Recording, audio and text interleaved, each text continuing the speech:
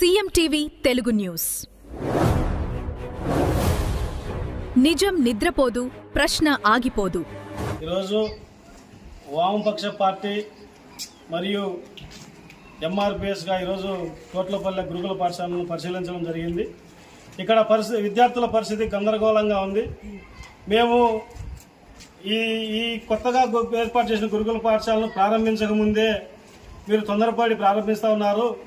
ఇక్కడ విద్యార్థులు సరైన మౌలిక వసతులు లేవు, సరైన భవనాలు లేవు, నీటి వసతి సరిగా లేదని చెప్పి ఆ రోజు మేము జూన్ 2వ తారీఖున ఇల్లు ప్రారంభించే ముందే మేము అనేక దఫాలుగా మేము వాళ్ళకు రిప్రజెంటేషన్లు ఇవ్వడం జరిగింది.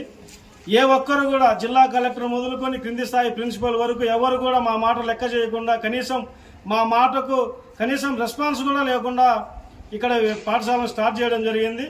స్టార్ట్ చేసిండ్రే కానీ ఎక్కడికెక్కడ విద్యార్థుల సమస్యలతో కొట్టుమిట్టాడుతూ ఉన్నారు. డైనింగ్ హాల్ చుట్టూ మురికి పేరుకొని ఉంది.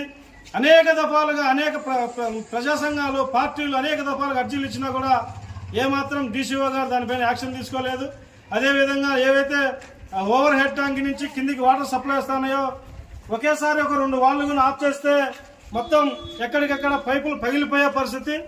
అదేవిధంగా విద్యార్థులు లెట్రిన్ రూములు కూడా పైపులు బయటే ఉండడంతో అవి ఎండకు పగిలిపోవడం జరిగింది. వీటన్నిటిపైన అనేక దఫాలుగా ఈ ప్రిన్సిపాల్కు, డీసీఓ గారికి, జిల్లా కలెక్టర్కి, విద్యార్థి యువజన సంఘాలుగా గ్రీవెన్స్లు ఇచ్చినా కూడా వాటిపైన ఎక్కడ కూడా సమస్యకు పరిష్కారం జరగలేదు. పైగా ఇక్కడ పనిచేస్తున్న వార్డును ప్రిన్సిపల్ కుమ్మక్కై విద్యార్థులకు ఇవ్వాల్సిన సరైన మెను భోజనం కూడా సరిగా ఇవ్వడం లేదు. విద్యార్థులు ఒక్క విద్యార్థికి 160 గ్రాముల చికెన్ ఇవ్వాలి, కేవలం 120 గ్రాములు ఇస్తా ఉన్నారు. మిగతా 40 గ్రాములు ఏమైపోతా ఉంది? ఇక్కడ ఎవరు అడిగే వాళ్ళు లేరని చెప్పి ప్రిన్సిపల్ గారు వార్డును వారికి ఇష్టం వచ్చిన రీతిలో విద్యార్థుల పైన ప్రవర్తిస్తూ ఉన్నారు. ఇక్కడ పనిచేసిన టీచర్లు అనవసరంగా విద్యార్థులను కొడతా ఉన్నారు. ఎక్స్ట్రాగా మరి ఇంకోసారి భోజనానికి పోతే వాళ్ళను దుర్భాషలాడుతూ కొడతా ఉన్న పరిస్థితి ఇక్కడ కనపడతా ఉంది. దీనిపైన జిల్లా కలెక్టర్ గారు తక్షణమే చర్యలు తీసుకోవాలి.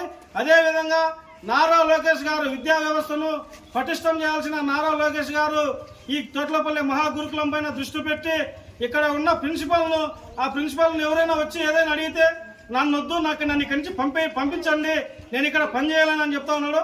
తక్షణమే ఆయన్ని ఇక్కడి నుంచి పంపించి కొత్తగా ఎవరైనా ప్రిన్సిపల్ వేసి ఇక్కడ విద్యార్థుల రాబోయే అకాడమిక్ ఇయర్కు ఇక్కడ విద్యార్థులకు అన్ని చక్కబెట్టి ఏదైతే పాత స్కూల్ను ఈ ప్రిన్సిపల్ మరియు డీసీఓ స్వార్థానికి ఆయా కొటేషన్ రద్దు చేయించినారో ఇమీడియట్ గా పాత స్కూల్ ప్రారంభించాలా. అదేవిధంగా పాత స్కూల్ ప్రారంభించి ఇక్కడికైతే పాత స్కూల్ నుంచి ఇక్కడికి తరలించిన విద్యార్థులను వారి పాత భవనాన్ని తరలించి ఇక్కడగా కొత్తగా వచ్చే అడ్మిషన్లు ఇక్కడికి తీసుకొని ఈ స్కూల్ను పటిష్టం చేయాలని చెప్పి భారత కమ్యూనిస్ట్ పార్టీగా డిమాండ్ చేస్తా ఉన్నాం. పాత గురుకుల పాఠశాలలో కరెంటు వైర్లు, పాత ఫ్యాన్లు, అక్కడ ఉన్న ఫర్నిచర్, అక్కడ క్వార్టర్స్ లో ఉన్న కొంతమంది స్టాఫ్ దాన్ని అమ్ముకుంటా ఉన్నారు, దాన్ని వాళ్ళ ఇళ్లకు తరలిస్తా ఉన్నారు.